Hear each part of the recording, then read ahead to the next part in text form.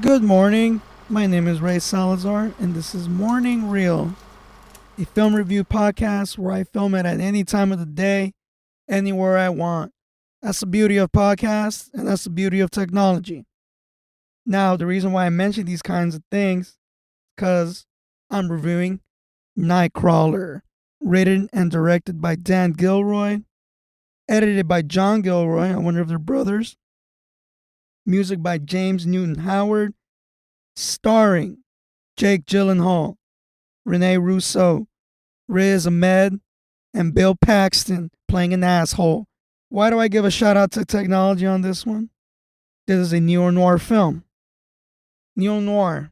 I don't know if anybody knows what neo-noir is, but obviously it's film noir, but you mix like current events, technology, shit like that. Every film's different when it comes to neo-noir. I would say like Blade Runner and like the new Blade Runner is a neo noir film because it's like crime, it's like mystery crime, and technology plays a big part of it as how it affects our society, how it affects us personally, and Nightcrawler does a lot of that. Nightcrawler is a film where this guy he's trying to look for a job, he's trying to look for a career of some kind, the next hustle. He goes on the freeway, he sees an accident on the side of the freeway near LAX. And then the van pulls up, and two guys come out in it. And they film what goes down, even before the cops come. And somehow this intrigues him to the point where he picks up a camera and does it himself. Very ambitious, very determined. And as time goes by, in the screenplay and the film, the fool's getting it, Jake Gyllenhaal's character. I call this the perfect film. Why do I call it the perfect film? Because it mixes all the elements of filmmaking and blends it in a very balanced way. You have a character who's, you may say that he's evil, but at the same time, aren't we all evil in a sense? Because we love violent shit. We see it on TikTok and Instagram and all that crap in the news. Everybody loves it. It gets the ratings. Who are we to say that we're not terrible citizens or we're not a terrible society? We are in a sense because we love blood. We don't give a shit about people when they die or when they get hurt. We'd rather pull out a phone than to help them out. And this film has a lot of examples for it. This film was shot very well and directed very well because there's no explosion in this film. There's no like active fires going down. The way the scenes present themselves, it's like you're basically walking into a crime scene, right? Literally, you are walking into a crime scene, whether it just happened or not. But everything's already set up, and it just leaves the actors to basically do their job, and they do their jobs very well.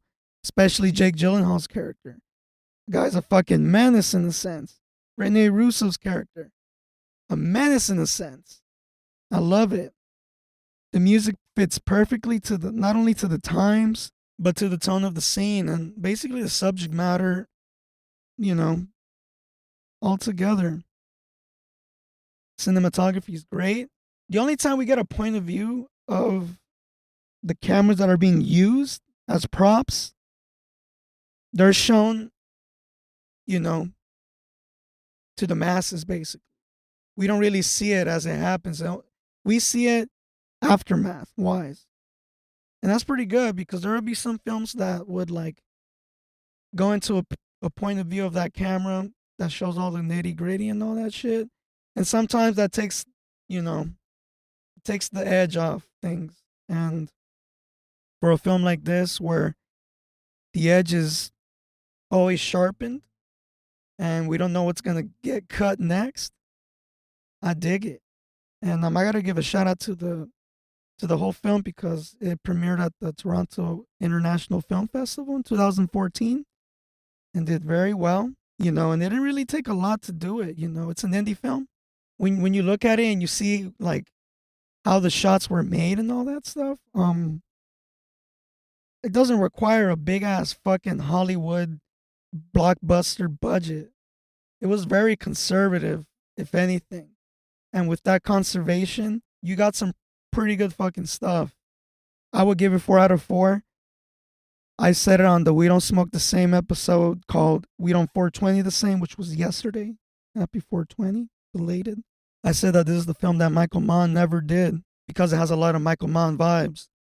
You know, there's a lot of low key lighting, a lot of high key lighting.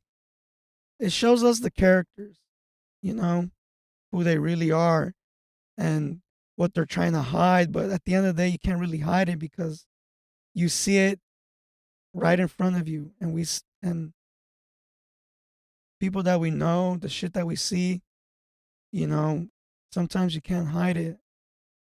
It's right there. I'm Ray Salazar. Follow me at Morning Shot Films on IG and YouTube. Rate and review this episode and podcast, Morning Reel, on Spreaker, Apple, iHeart.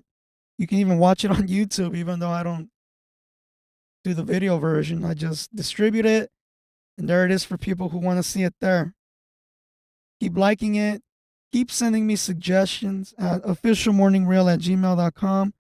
I want to say thank you for the people who approached me personally on the live We Don't Smoke the Same podcast in Riverside at the MTL bar. Thank you for those kind words about me doing the production and all that stuff, and me doing this podcast. People actually listen to this shit.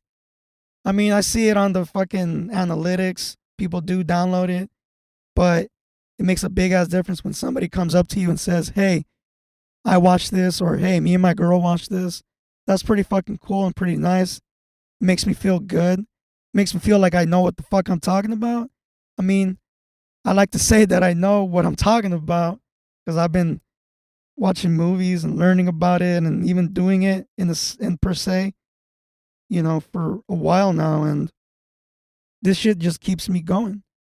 So I think next week I'm going to put out a requested review. I'm going to look at my list. I'm probably going to do 8.5. Yeah, you know what? I'm going to do 8.5. I haven't seen it in a while. And I need a fresh perspective on it. Thank you.